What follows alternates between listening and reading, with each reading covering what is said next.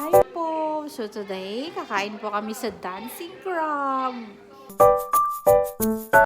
Kasama ko ay si... Yung kakain lang kami dito ng dancing crab. sasayaw. Pero nakita ko, mga sexy pala yung babae dito.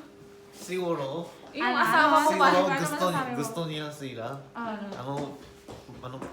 Customer, sama na ba, lalaki. Gusto niya, maraming vlog.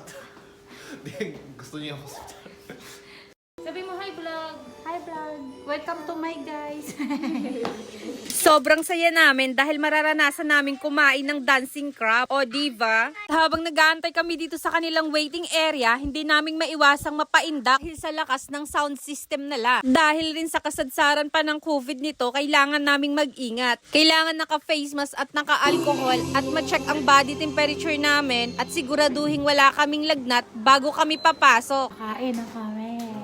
Tara na nga mga marites, pasukin na natin tong restaurant nila. Ang social naman talaga dito. Eto nga yung sexy waitress na sinasabi ng kasama ko. At gusto kong dito umupo sa may couch. Ilapag na muna natin yung crabs na dala-dala ko. Ay si Yoji pala. May binibigay din silang headband na may design na crabs. Para daw pag kumain kami, magmukha naman kaming alimango. O diba? Ang ganda ko, kamukha ko alimango. Nasa loob na rin pala ng dining area ang hugasan ng kamay nila. At amazing, ang linis talaga. Kaya naman ang sarap maglinis ng kamay dito. Hindi rin uso dito ang towel to dry your hands. O diba? Pa-English pa ako. Gamitin natin tong air dryer nila. At ayan nga, tuyo na agad yung kamay ko. O diba? Poodle fight pala ang setup ng table nila. Kung saan magkakamay kami.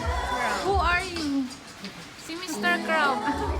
At kita nyo naman mag-alaga ng baby yung asawa ko, o diba? Parang manika lang yung dala-dala. Kaya nga Marites, habang nag-aantay kami ng aming mga pagkain, siya ihahanda na namin mga sarili namin para pagdating ng pagkain ay ede, lafang na! Ito, saksyon group sa ating hospital. Saksyon.